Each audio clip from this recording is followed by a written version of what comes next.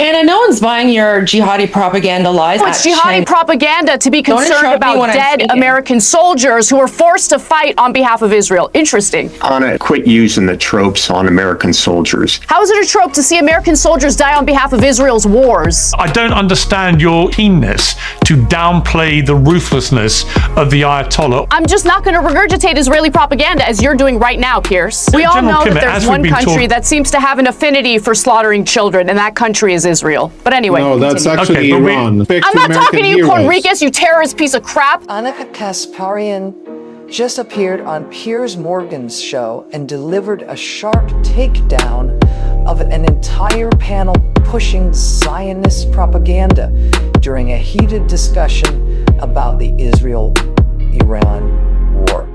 The exchange became intense very quickly, and the way she challenged their arguments left the panel struggling to respond. Let's take a look. First, I would like to ask Goldie whether she apologizes for laughing as Cenk Uygur, on the last episode he was on, was talking about dead American soldiers as a result of wars that the U.S. gets dragged into on behalf of Israel. Goldie, do you apologize for laughing at the thought of dead American soldiers? Anna, no one's buying your jihadi propaganda lies. Everyone knows that Elika and I were laughing at it's jihadi propaganda to be concerned about dead American soldiers who were forced to fight on behalf of Israel. Interesting.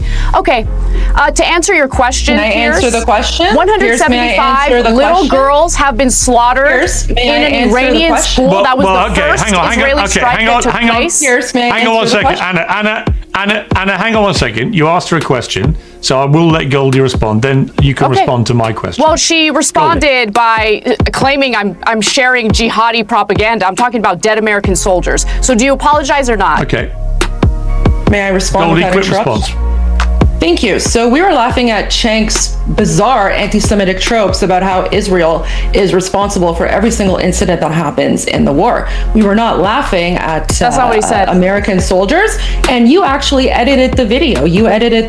So there you go. Everyone can go back and watch the full episode for Pierce's show. My view of this current war against Iran is that Iran did not pose a threat to the United States. Their ballistic missiles did not have the capability to reach the United States, and the notion that this was all about Iran's weapons was a lie from the very beginning. This is about a regime change war on behalf of Israel. Israel would like to be the hegemon in the Middle East, and the United States is spilling blood and basically using its treasure to help Israel build an empire that I guarantee you will turn around and well, we'll suffer the consequences of that at some point. But we're suffering the consequences of it right now. I mean, the first thing Israel did is strike an Iranian girls' school, killing 175 people. That's according to the New York Times, which typically likes to bury the wrongdoings of the Israeli government and military. I don't see this as a just war. I don't think that President Donald Trump has a plan for what happens following the slaughter of the Ayatollah or the destruction of the Iranian regime. In fact, he has said as much. He said it is not the U.S.'s job to figure out who leads Iran next, which means that there will be a power vacuum, and we know how that plays out in other countries where we've done similar things. Goldie's response on the panel was deeply disappointing. Instead of addressing Anna's points, she deflected, laughed at serious comments about American soldiers, and then tried to smear Anna with labels instead of fact. Anna pushed back hard, arguing that U.S. involvement in Iran serves Israel's interests more than America's, while ordinary Americans end up paying the price through money, instability, and soldiers' lives. She also called out the silence around Iranian civilians killed in Israeli attacks, saying the panel kept shifting blame instead of confronting what happened directly. Let's watch the next clip. We all know that there's one country that seems to have an affinity for slaughtering children, and that country is Israel. But anyway. No, that's actually Iran, dear Anna. That's actually the Islamic Republic of Iran. Right. Okay, Anna, please quit using the tropes on American soldiers. I've had to bury 7 American soldiers. They went into the battlefield. How is it a trope? How is it a trope? How is it a trope to see American soldiers die on behalf of Israel's wars? How is that a trope? Explain that to me. Nobody's dying on behalf of Israel. I'm not going to dignify that. Let me read you. Let me read you what Israeli media has been saying. So, American soldiers came under friendly fire in Kuwait. I don't know if any of them have died. Hopefully, none of them have died. But on Channel 12, Niv Raskin said this: "We need to emphasize this is an incident involving American forces and not, heaven forbid, an incident involving Israeli forces." And why is he representative of anything, Anna? Who makes him representative of anything? Why are you This is a huge figure in Israeli media. No, saying he's not this a out huge loud. figure. He's a talking head on Sacrificing a American morning soldiers show. is totally okay, I guess. Well, okay. Look, I want to bring in. I would like him to answer my question. Why is that considered a trope? Okay. Why is it considered a trope to be concerned about American soldiers during these endless, nonsensical wars? Why is that considered a trope? How many times have you gone to Arlington and paid your respect to American heroes? I'm not talking to you, Conriquez, you terrorist piece of crap. I'm talking to the general. Okay, tell me why that's please keep the ad hominem down. I want to fallen American soldiers. Can we go back to the answer the question? Anna made the entire panel react when she called them out for supporting Israel's actions and for allowing American soldiers to pay the price for political goals in the Middle East. Their attempt to label her instead of responding with facts no longer worked. Anna kept pressing the point until the panel had almost nothing left to say.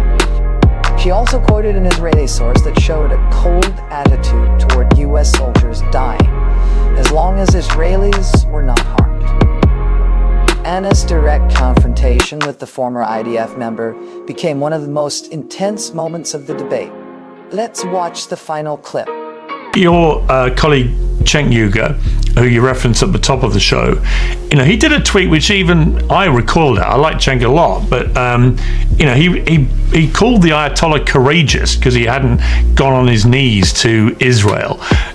Did you agree? I mean, do you think the Ayatollah Khamenei was a courageous man? Well, he never capitulated to the Israelis, and we live under a government where, regardless of which party is in power, is on its knees on behalf of Israel. So I understand what he's talking about. He's talking about government leaders, a country's leader in the case of Iran. As much as I did not agree with the Ayatollah, I'm not a religious person, and I certainly don't like extremism or supremacy of any kind. The fact of the matter is, he didn't embarrass his people by getting down on his knees to pleasure Israel, as our leaders here in the United States do. So I understand the point that he was trying to make, and I think if you talk to a lot of Americans, they are embarrassed by the fact that our leadership rarely represents our best interests and seems to prioritize the best interests of Israel in every instance. And I think that what we're experiencing right now is a good example of that.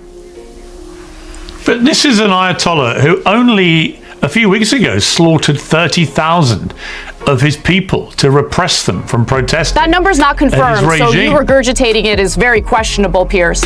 Where'd you get that number from? Oh, well, how many do you think were killed? We don't know the exact number. But to say that 30,000 people were slaughtered during those short weeks is ridiculous to me.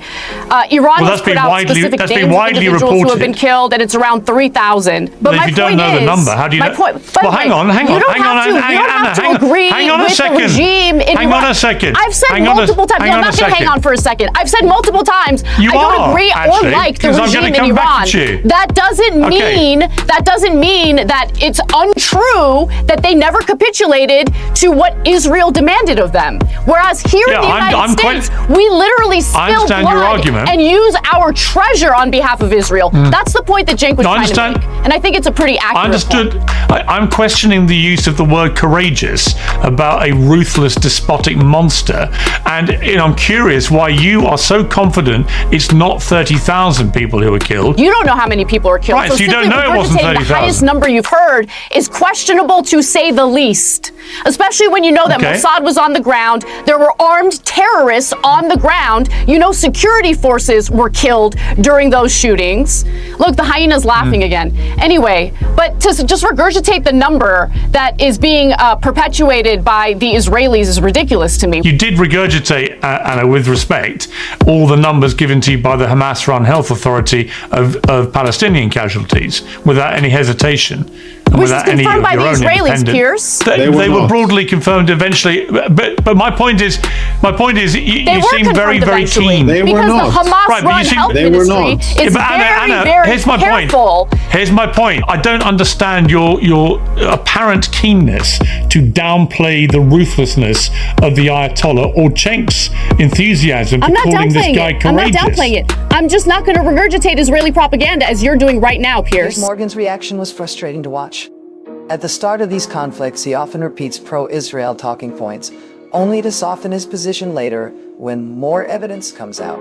And Kasparian called him out directly, arguing that repeating those narratives helps protect Israel from accountability. She also rejected his comparison between reported casualties in Iran and the massive civilian death toll in Gaza, saying the two situations cannot be treated as the same. Anna made it clear that she does not support everything about the Iranian government, but she still believes Israel's actions in this conflict deserve serious condemnation. Once again, Anna held her ground in a 4-on-1 debate and left the panel struggling to answer her strongest points.